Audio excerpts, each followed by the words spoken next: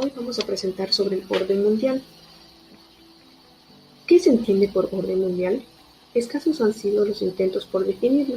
Sin embargo, en el año 1992, Markoto Itok señaló que las definiciones del orden mundial no duran mucho, pues la historia avanza a pasos agigantados. Por lo tanto, su definición se torna obsoleta con tan solo un par de meses. Por otra parte, en el año de 1993, Rochester manifestó que la idea de orden mundial tiene que ver con el manejo de poder, es decir, hegemonía y equilibrio, y también con el desarrollo e implementación de reglas. 3 años después, surge una nueva definición. Exactamente en el año de 1996, Robert Cox, quien estableció que el concepto de orden mundial es transhistórico. Finalmente, en el año 2005, Coleridge definió el orden mundial como un conjunto de... El orden mundial desde la Primera Guerra Mundial a la Posguerra Fría. Alrededor del fin de la Gran Guerra, un nuevo orden geopolítico es discutido, negociado y pactado por las potencias vencedoras con sus respectivos intereses económicos y estratégicos.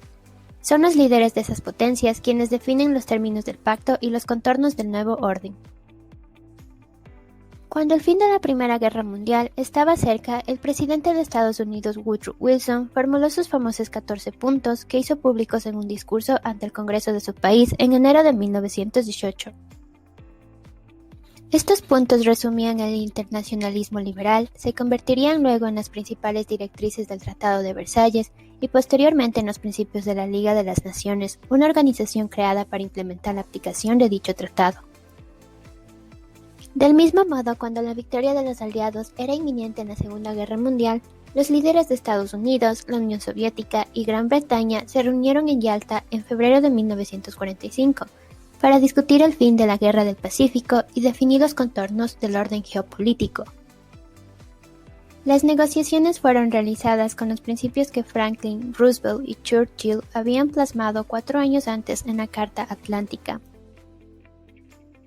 Ellos fueron quienes en 1944 acordaron crear una nueva institución basada en esos principios, la cual cobró forma años después bajo la denominación de Organización de las Naciones Unidas. La Guerra Fría había comenzado en 1947 con la violación de los acuerdos de Yalta por parte de la Unión Soviética.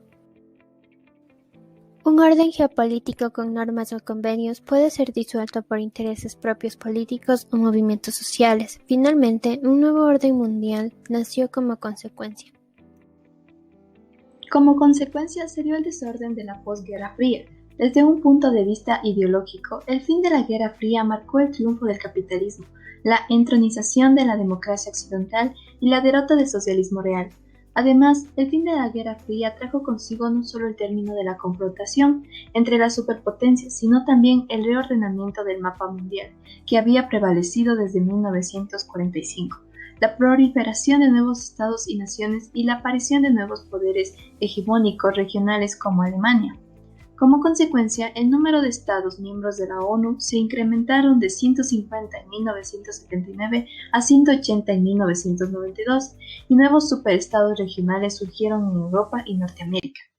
Esta nueva era planteaba que el orden mundial creado en la segunda mitad de los 40 perdura, más extenso y en algunos aspectos más robustos que durante la Guerra Fría.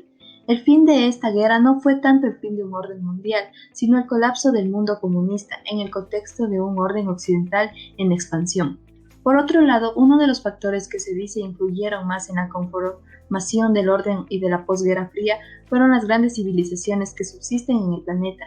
Esto se hizo evidente cuando los países se empezaron a agrupar en torno a aquellos que constituyen el núcleo de sus respectivas civilizaciones, y de que los principales agrupamientos ya no eran los 3 bloques de la Guerra Fría, sino las 7 u 8 civilizaciones más grandes.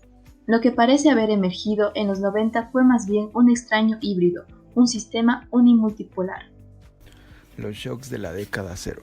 En los primeros años de esa última década del siglo XX se alimentó la creencia de que el orden que tomaba forma iba a propiciar una nueva era de paz duradera y de cooperación y prosperidad en el marco de las leyes e instituciones internacionales, en la cual estaría la ONU, todo bajo protección de Estados Unidos. Sin embargo, las cosas no resultaron así. Los ataques de las torres del Centro de Comercio Mundial en New York el 11 de septiembre de 2001 conmocionaron a Estados Unidos y al mundo entero, al romper la relativa paz que había existido desde la Guerra del Golfo. Los ataques terroristas constituyeron el punto de inflexión decisivo tanto para Estados Unidos como para la comunidad internacional. Aparte de eso, justificar la invasión de Irak en marzo del 2003 y el inicio de la Segunda Guerra del Golfo en los meses subsiguientes. La guerra de Irak implicó un giro drástico en la política militar y geoestratégica de Estados Unidos, el cual fue invocado por Bush, con el pretexto de que una supuesta posición de armas de destrucción masiva por parte del régimen Saddam Hussein. La crisis hipotecaria que estalló en el verano del 2008 provocó luego el colapso del sistema financiero de Estados Unidos, desembocó en la primera gran crisis económica global del siglo XXI. El caso del ascenso de China, la India y otras potencias como Rusia, Brasil e Indonesia, llamado el Grupo BRIO, se convirtió en otro gran factor que vino a alterar el esquema geopolítico de la posguerra fría. El orden mundial hoy. Una vez que se ha identificado la conformación de una variante del orden de la posguerra fría engendrada por los shocks de la década cero, surge la interrogante en cuanto a cuáles son los que la definen. Las visiones y posturas en este respecto son diversas. Por un lado, el orden vigente es concebido como el siglo XIX restaurado. Divide al mundo en dos grupos, uno del régimen democrático, los países más ricos del mundo, y otro del régimen autocrático, China y la India, es decir, el club de los autócratas y el eje de la democracia.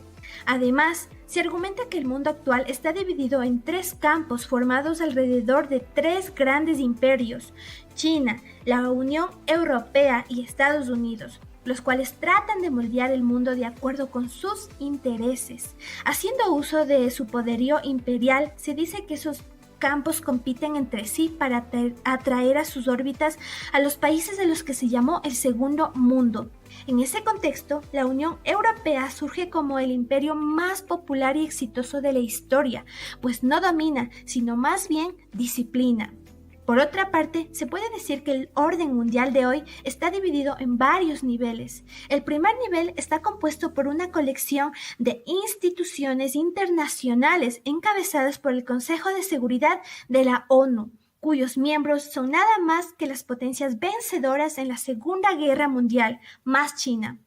En el segundo nivel se ubican las potencias económicas líderes, es decir, Estados Unidos, Europa, Japón, China y la India, las cuales en conjunto dan cuenta del 54% de la población mundial y el 70% del Producto Global Bruto. El tercer nivel está integrado por las potencias económicas intermedias, las cuales son Brasil, México, Sudáfrica, Arabia Saudita, Corea del Sur y Australia. Finalmente, el cuarto nivel comprende una amplia y diversa población de corporaciones.